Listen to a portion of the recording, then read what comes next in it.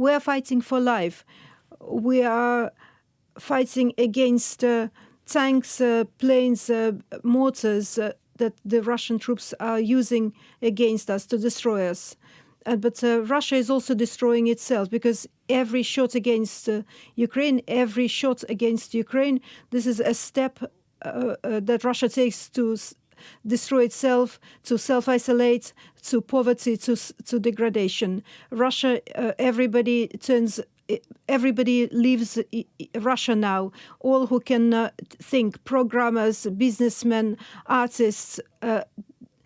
The Russian state has never experienced for decades such a blow to the human capital, which the blow that it has inflicted on itself. But it doesn't worry us. It's not our problem. Our issue is to preserve ourselves, our people, our scientists, our communities, our businessmen and artists, our people, our powerful nation, all our Ukrainians who are defending the country and bringing peace closer, which is necessary for all the people. Last night, there were air raids all over the country. An airport in Dnieper was destroyed. Russian aviation bombs fell on Kharkiv, plus artillery, plus mortars. There are fights, battles in the region too. In Rivne, they are clearing rubble after a missile strike there. Now we know about 19 deaths there. The ancient Chernihiv city is under such a powerful attack that it has removed any claims to the cultural ties to the ancient Rus. They have no soul, no memory. Russian troops are attacking Kiev, the Kievans. They destroyed 4 residential buildings, high-rises. Now we're talking about 5 deaths in Kiev. I will say this in Russian to you. This is in our capital, in the city which you refer to always as the mother of Russian cities, which has made our peoples historical. And you bombed it today, just people, just residential areas. You bombed and then bombed more. We don't need children like that. Thank you. The occupiers continue to believe the capture of our capital as their main political aim. They believe that control over Kiev will give them control over Ukraine. This is absurd. Total absurd from every point of view.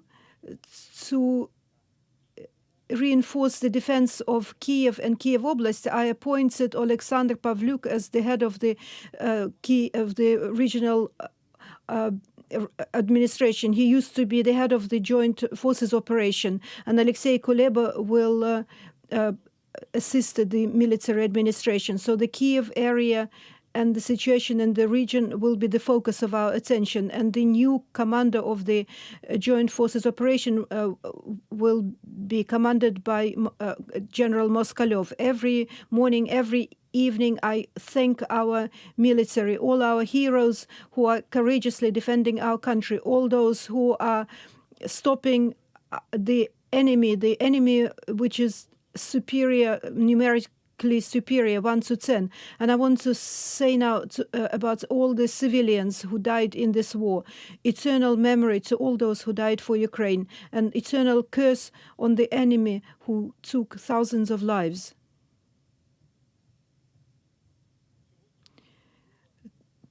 Today, humanitarian corridors opened partially in several places, and in Poltava and Konotop.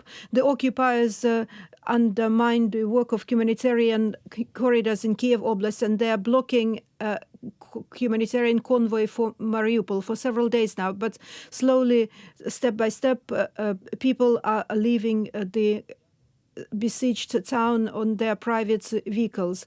I want to thank the police, the doctors, and all those people who are saving people.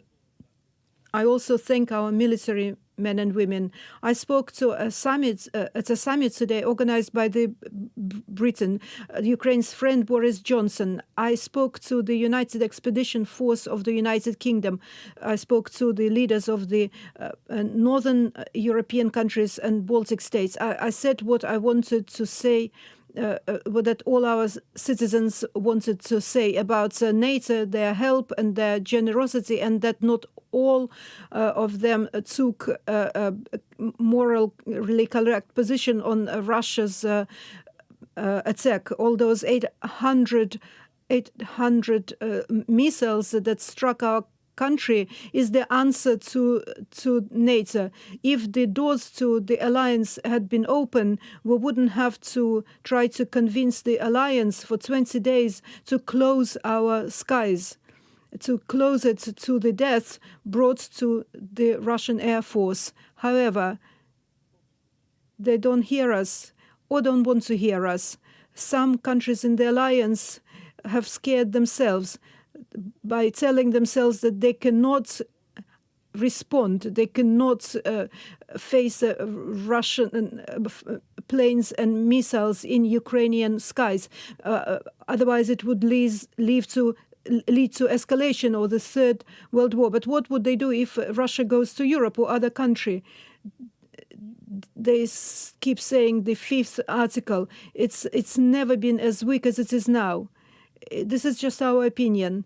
When some members of the alliance was too scared to be an alliance, capable of defending all that it was created for freedom and democracy, humanity and justice, we need to find guarantees for our skies. We need planes. We still want them. We will continue trying to procure them. We need additional security guarantees for the country, for all the Ukrainians, but specific things, specific guarantees, legally bound guarantees, so there would never be any doubt about them, and so that there wouldn't be any excuses that we hear now when we turn to those who signed the Budapest Agreement and who had the possibilities to stop the Russian invasion before it started. They could have done it preventively, to help Ukraine preventively, but Ukraine will.